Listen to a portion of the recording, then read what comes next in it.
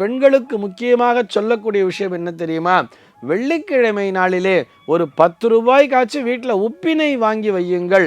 காசு கொடுத்து அந்த கல்லு உப்புன்னு சொல்கிறா இல்லையா, அந்த கல்லு உப்பினை வாங்கி வையுங்கள். அதாவது இன்னமும் கிராமப்புறங்கள்லாம் பார்த்தோன்னா இந்த உப்பு மூட்டை எடுத்துகிட்டு வெள்ளிக்கிழமை நாளில் கொண்டு வந்து விற்றுக்கிட்டு இருக்கா.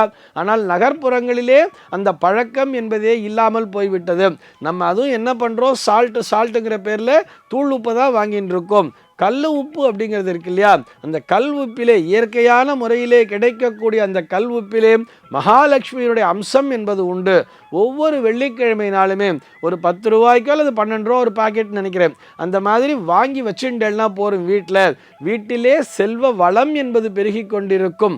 அது கடன் பிரச்சனையிலிருந்தும் நம்மை பாதுகாக்கும் அப்படிங்கிறதுக்காக சொல்கிறேன். சார், ஒவ்வொரு வெள்ளிக்கிழமையும் அவ்வளோ உப்பு வாங்கி வச்சுட்டு நான் என்ன பண்ணுறது அப்படின்னு சொன்னால், அந்த உப்பினை கொண்டு போய் அருகிலுள்ள ஆலயத்திலே சமர்ப்பணம் செய்து விட வேண்டியது. நம்ம வீட்டை சுற்றி கூட அந்த உப்பினை, மீந்து போகிற உப்பினை வந்து தண்ணியில் கரைச்சி நம்ம வீட்டை சுற்றி கூட தெளித்து கொள்ளலாம். அதன் மூலமாக கிருமிகளிலிருந்தும் பாதுகாக்கப்படுகிறோம், நச்சு கிருமிகளிலிருந்தும் பாதுகாக்கப்படுகிறோம், எதிர்மறையான எண்ணங்களிலிருந்தும் பாதுகாக்கப்படுகிறோம். இதுபோக செல்வ வளம் என்பதும் நம்ம வீட்டிலே பெருகி கொண்டே இருக்கும்.